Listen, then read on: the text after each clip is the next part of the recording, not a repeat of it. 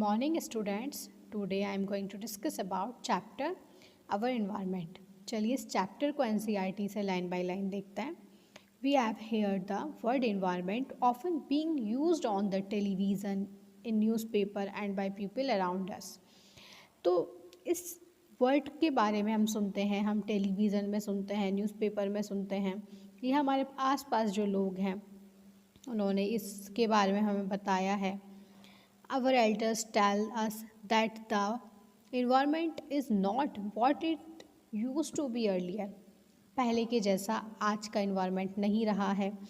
Others say that we should work in a healthy environment and global summits involving the developed and developing countries are regularly held to discuss environmental issues. So, environmental issues के बारे में बात करनी चाहिए जिससे कि हमारा जो इन्वायरमेंट है वो हेल्दी रहता है, इन्वायरमेंट हमारा हेल्दी रहेगा. तो इस तरह से हम देखते हैं कि हमें इस इन्वायरमेंट के हेल्थ को भी ध्यान में रखना है. जो डेवलपिंग कंट्रीज़ हैं वो इन्वायरमेंटल इश्यूज़ के बारे में बात करती हैं जिससे कि हमारा जो इन्वायरमेंट है वो हेल्दी रह सके. In this chapter, we shall be studying how various components in the environment interact with each other and how we impact the environment. तो इस चैप्टर में हमें क्या पढ़ना है कि इन्वायरमेंट में क्या क्या कंपोनेंट हैं जो इससे इंटरेक्ट करते हैं और क्या इन्वायरमेंट पर इम्पैक्ट पड़ता है. नेक्स्ट देखते हैं ecosystem.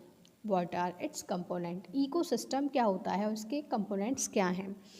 All organisms such as plant, animals, microorganisms and human beings as well as the physical surrounding interact with each other and maintain a balance in nature. तो हम देखते हैं कि living organism, for example आपके plant, animal, microorganism, human beings, इसके अलावा abiotic factors ये आपस में किस तरह से इंटरेक्ट करते हैं एक इकोसिस्टम में और नेचर में एक बैलेंस मेंटेन रहता है. All the interacting organisms in an area together with the non-living constituents of environment form an ecosystem. किस तरह से इंटरेक्ट कर रहे हैं हमारे लिविंग और नॉन लिविंग कंपोनेंट इकोसिस्टम में. Then an ecosystem consists of biotic component comprising living organism and abiotic component comprising physical factors like temperature, rainfall, wind, soil and minerals.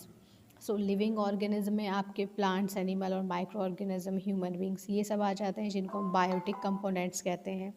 और ए बायोटिक में हमारे rainfall, wind, soil, minerals, temperature, pressure ये सब हम ए biotic factors में देखते हैं.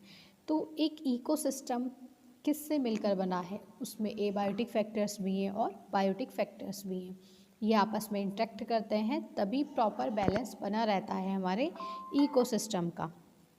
For example if you visit a garden you will find different plants such as grasses, trees, flower bearing plants like rose, jasmine, sunflower and animals like frog, insects and birds.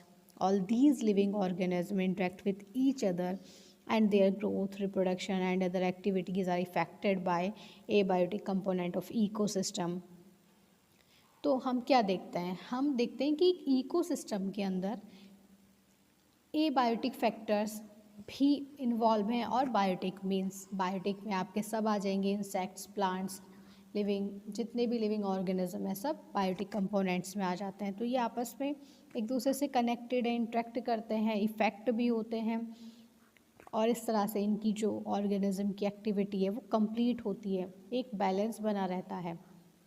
हम देखेंगे आगे food web, food chain, तो उससे हमें और अच्छे से ये समझ आएगा. Other types of ecosystems are forest, ponds and lakes.